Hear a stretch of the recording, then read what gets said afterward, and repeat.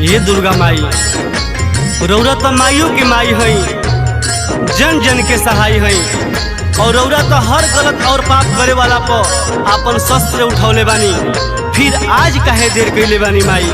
आज अपना अत्याचार हो रहल बा रौरा बहुजन समाज पर। राउर पूजा करे खातिर भी रोक लगा रहल बा, मंदिर के अंदर घुसे तक नहीं के देत। माई से बेटा के दूर कर रहल बा माई। रौरे बताई का हमनी के राउर पूजा नहीं की जा कर सकत? हमनी में छूत बा कहत है माई।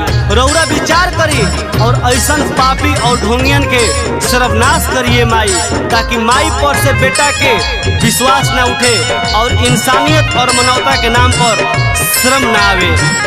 कैसे तोहके पूजी है, कैसे तोहके पूजी है, कैसे तोहके पूजी है ये माइया।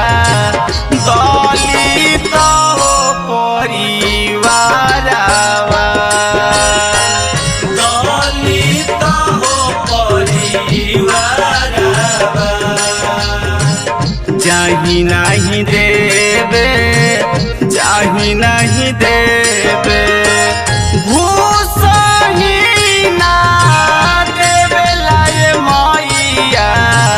मंदिर के हो भीतरवा,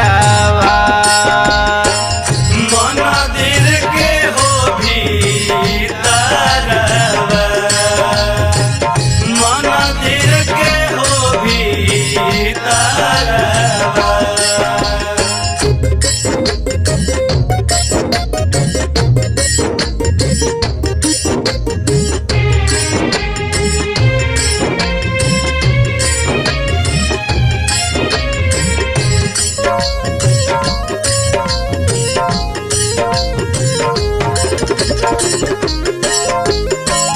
घुसला से कहे तोरा हो ही जाई छूत हो, दलित है यही से माने हमसे छुआ छूत हो। और रौरी बताइए माई, दलित और गरीब भइल का गुनाह है? सारा इंसानियत दिहलस योगिया में झोंक हो, राष्ट्रपति मुर्मू पर भी डाली दिहलस रोक हो। भूखे अत्याचारवा बहुजन उपारवा, भूखे अत्याचारवा ये माइया। बहुजन के हो पारवा, बहुजन के हो पारवा, बहुजन के हो पारवा।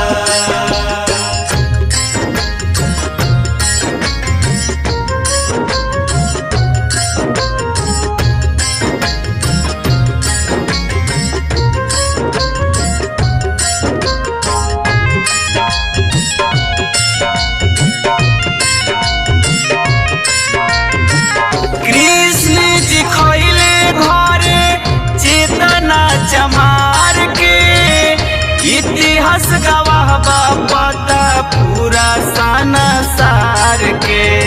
कृष्ण भगवान जी चेतना चमार के यहाँ खाना खैनी और श्री राम जी माता सबरी के जुठा गए। रामो जी खैले माई सबरी के हाथ के, होके भगवानो छुआ छूत मन लेना जात भात के। धीरज नमोलावा खोले सब कोलावा, धीरज लाला मनयन मोल के बतिया पर करी हो माई हो बिचारा।